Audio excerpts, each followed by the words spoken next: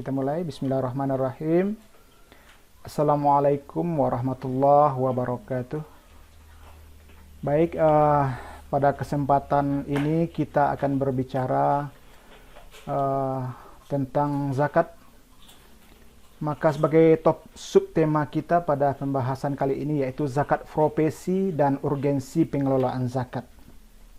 Ya, ini profil, sedikit nama, RPND STHI, Dulu Agama Fungsional KUA Kecamatan Pariangan. Ya.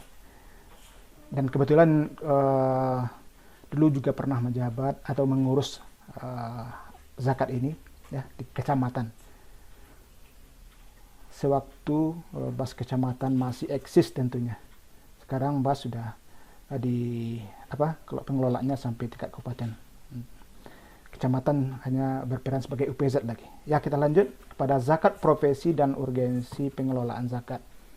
Oh ya, tema di atasnya tulisannya agak kacau. Mungkin karena pengaruh apa? Kita lanjut aja.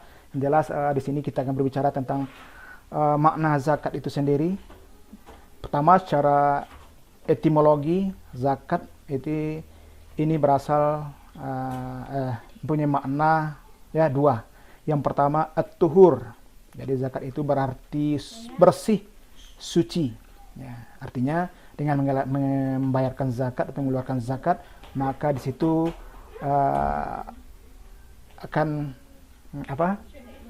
membersihkan dan mensucikan baik orang yang berzakat ataupun harta yang orang yang berzakat. Maka at-tuhur yang pertama. Yang kedua, zakat berarti bermakna an-numu, yaitu tumbuh atau berkembang. Jadi dengan berzakat insya Allah harta yang tinggal akan tumbuh dan berkembang, dan harta yang diberikan juga yang dikeluarkan tumbuh dan berkembang bagi orang yang menerimanya. Nah, itu tentu harapannya seperti itu. Jadi tersirat dari makna kata zakat itu sendiri. Kemudian definisi zakat secara etimologi, az-zakah ya. Zakat adalah istilah atau sebutan untuk harta yang dikeluarkan manusia sebagai hak Allah untuk orang-orang fakir, atau yang kita kenal dengan asnaf yang 8. Nah, sebagaimana yang dijelaskan Allah dalam Al-Quran surat At-Taubah. Nanti kita lihat ayatnya. Ya, ini zakat secara terminologi ya. Kemudian kita masuk kepada zakat profesi atau penghasilan. Ya, mungkin relatif baru mungkin. Zakat profesi bagi sebagian orang ya. Karena selama ini kita kenal zakat fitrah, zakat mal secara umum seperti itu. Ya, zakat binatang ternak, zakat hasil pertanian. Sekarang kita singgung zakat profesi atau penghasilan. Apa itu zakat profesi atau penghasilan? Yaitu setiap pendapatan, apa saja, gaji, honorarium, upah, jasa, dan lain-lain yang diperoleh tentunya dengan cara yang halal, baik rutin seperti pejabat negara, pegawai, karyawan, maupun harta yang tidak rutin seperti dokter, pengacara, konsultan, jenisnya, serta pendapatan yang diperoleh dari pekerjaan apa saja yang bebas, pekerjaan bebas yang lainnya maksudnya. Wah, ini dasar hukum ayatnya kok nggak. Ya, kita lanjut aja. Jelas ini di Al-Baqarah 267. Nanti kita perbaiki slide-nya. Ayatnya kok tiba di sini ngawur dia. Tulisannya. Yang jelas Al-Baqarah 267 ini menjelaskan bahwa apa saja yang menjadi usaha kita harus keluarkan zakatnya. Hai orang-orang yang beriman, bayarlah zakat sebagian dari hasil usahamu yang baik-baik dan sebagian dari apa yang kami keluarkan dari bumi untukmu. Nah, ini dasar bahwa apa saja yang menjadi usaha kita, penghasilan kita harus dikeluarkan zakatnya. Oke. Kemudian kadar nisab dan zakat. Nisab zakat profesi dikiaskan kepada emas dengan kadar nisab sebanyak 85 gram emas atau 34 emas. Dan jika dikonversi kepada uang dengan harga standar rata-rata emas, ya ini kebetulan yang sudah cukup lama. Kalau sekarang tentu berubah lagi. 34 emas barangkali sekarang lebih kurang 2 jutaan. Ya, kita kalikan saja. Yang jelas prinsipnya adalah nisabnya 34 emas. Artinya ketika telah sampai 34 emas, ya, dalam jangka waktu haulnya 1 tahun tentu, maka itu wajib dikeluarkan zakatnya sebanyak 2,5%. Nah, ini 750 ini tempo hari ya. Prinsipnya 34 emas, maka dikeluarkan zakatnya, nisabnya. Nah, ini contoh penghitungan zakat gaji ya. Kita yang pegawai ini gaji juga masih gaji tempo hari 2 jutaan, sekarang barangkali sudah 3 jutaan atau barangkali 4 juta. Tambah lagi remon atau tukin, tambah lagi honor dan lain-lain, tambah lagi pergi ceramah, ini khatib, ini masuk hitungan semua karena itu adalah usaha kita. Maka harus di semuanya diakumulasikan, jumlahkan seluruhnya dan bagilah rata-ratanya. Kemudian ini jenis-jenis zakat banyak semuanya buah. Yang pertama zakat fitrah. Kita lanjut aja kepada zakat profesi tadi. Pada slide berikutnya, emas dan perak di bawah 80 gram emas, ya, haulnya 1 tahun. Oke. Kemudian apa keistimewaan dari zakat? Bandingkan dengan ibadah lain, karena zakat kita tahu adalah salah satu ibadah atau bahkan ini menjadi rukun dari rukun Islam ya. Namun zakat punya keistimewaan dibandingkan dengan ibadah-ibadah yang lain, termasuk rukun-rukun Islam yang lain. Apa karakteristik atau yang dimiliki oleh zakat? Ya, zakat memiliki karakteristik yang berbeda dengan ibadah lain, sholat, puasa, dan haji. Apa bedanya? Bedanya kalau sholat, puasa, haji ini ya, ibadah individual, vertikal. Nah, individual vertikal artinya hanya hubungan kita dengan Allah. Lain dengan halnya dengan zakat. Zakat adalah individual vertikal, hubungan kita dengan Allah, dan juga sosial horizontal, hubungan kita dengan sama manusia. Ini istimewanya zakat. Oke, kita lanjut. Kemudian hak intervensi pemerintah terhadap zakat. Nah, barangkali tempo dulu ya, di daerah kita khususnya barangkali pengelolaan zakat ini belum maksimal seperti saat sekarang ini. Artinya zakat masih disalurkan secara individual, secara pribadi-pribadi. Tapi sekarang badan ahli zakat sudah ada di hampir di tiap daerah. Kemudian hak intervensi pemerintah terhadap zakat. Artinya sebagai dasar dari hak intervensi pemerintah terhadap zakat itu adalah surah At-Taubah ayat 103.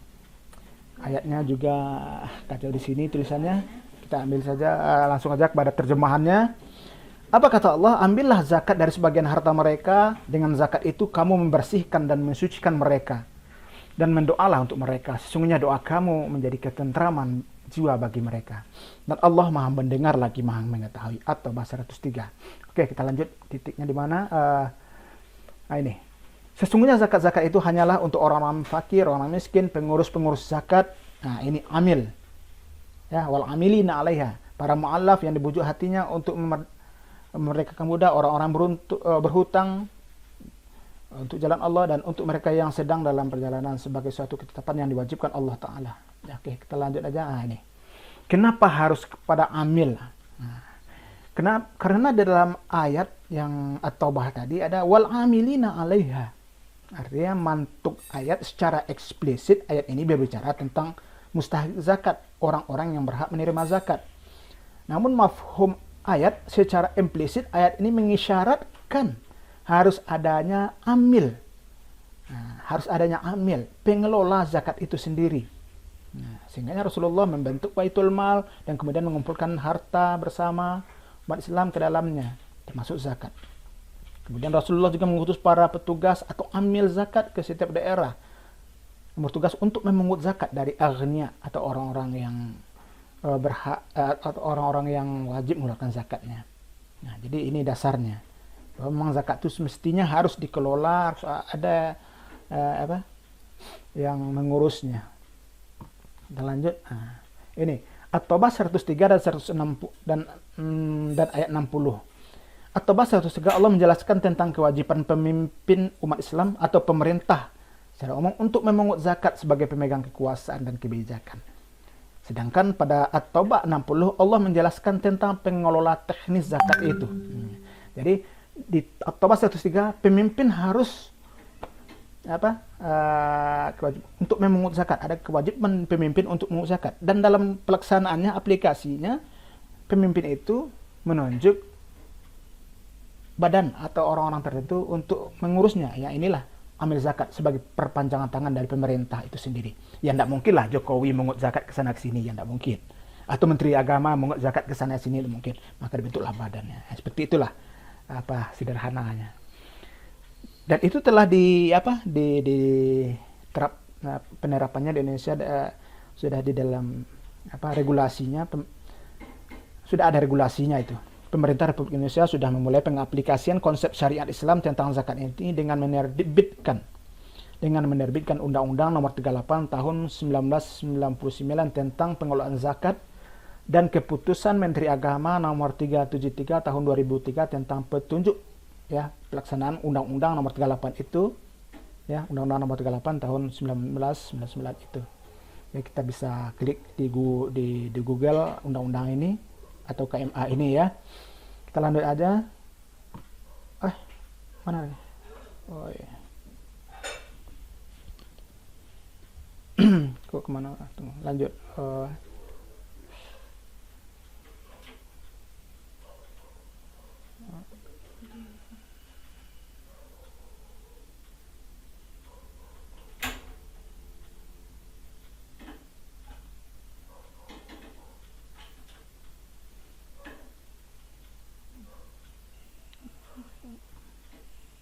Oke. Ya tadi agak ada iklan tadi. Iklan yang lewat. Lanjut, hikmah zakat dan berzakat melalui amil. Hikmah zakat dan berzakat melalui amil. Yang pertama, hikmah zakat jelas bagaimana ditegaskan Allah dalam Al-Quran, yaitu untuk membersihkan harta dan jiwa muzaki atau orang yang berzakat. Tutahhiruhum wa tuzakkihim biha, ya, mensucikan orangnya dan mensucikan hartanya. Kemudian orangnya dan hartanya, berarti kualitas berkah hartanya dan kuantitas rezekinya muzaki. Ini an-numu tadi, bertumbuh dan berkembang. Mudah-mudahan dengan zakat itu harta kita yang tinggal dan harta kita yang kita salurkan jadi tumbuh berkembang bagi kita, harta kita, dan harta yang kita zakatkan juga tumbuh dan berkembang bagi orang yang menerimanya. Ini harapannya tentunya. Kemudian melalui amil juga mewujudkan keseimbangan ekonomi dalam Islam. Jadi harta itu tidak menumpuk pada satu orang saja dan pendistribusiannya tidak tertuju pada satu orang saja. Tapi ketika telah dikelola oleh suatu badan tentu akan jadi keseimbangan ekonomi, pemerataan. Nah, ya, mengembangkan kehidupan fakir miskin, ya. Bagaimana yang telah kita sampaikan di awal tadi, bahwa dengan zakat itu sesuai dengan maknanya an-numu, yaitu tumbuh dan berkembang, tentu dengan harapan harta yang kita berikan atau yang disalurkan kepada mustahik atau orang yang berhak itu menjadi tumbuh dan berkembang baginya. Nah, maka salah satu program dari amil zakat itu adalah program produktif namanya, memberikan zakat supaya dikembangkan oleh orang yang menerima zakat itu. Kemudian berzakat melalui amil juga mempunyai hikmah menghindarkan muzaki ini dari riya dan merasa berjasa. Nah, ini manusiawi sekali ya, ketika kita memberikan zakat kita kepada perorangan, menyalurkan secara pribadi, secara langsung, maka akan sulit menghindarkan yang dua hal ini. Yang pertama riya, dan yang kedua merasa berjasa ini. Nah, dia itu kan tiap bulan menerima zakat dari saya. Jadi seolah-olah yang kita berikan itu adalah hak punya kita. Padahal tidak. Padahal jelas itu punya mereka. Nah, akan timbul perasaan seperti itu manakala zakat itu diberikan secara personal, langsung dari orang ke orang, tanpa melalui amil zakat. Ini hikmahnya melalui badan amil zakat. Kita serahkan ke amil, ya. Kita tidak kenal kepada siapa zakat kita diberikan. Yang berikutnya menghindarkan mustahik dari tekanan. Kemudian pemerataan zakat sebagaimana kita sebutkan di awal tadi. Tentunya amil zakat, badan amil zakat punya agen program bagaimana zakat itu merata dan tentunya ikut menuntaskan kemiskinan juga ya. Pemerataan zakat bandingkan dengan diberikan secara pribadi, tentu akan sasarannya akan itu ke itu aja, padahal ada banyak orang lain yang membutuhkan. Jadi pemerataan ketika zakat itu disalurkan melalui amil, maka insya Allah harta yang kita keluarkan itu akan terbagi rata kepada orang-orang yang membutuhkan. Oke, thank you. Barangkali itu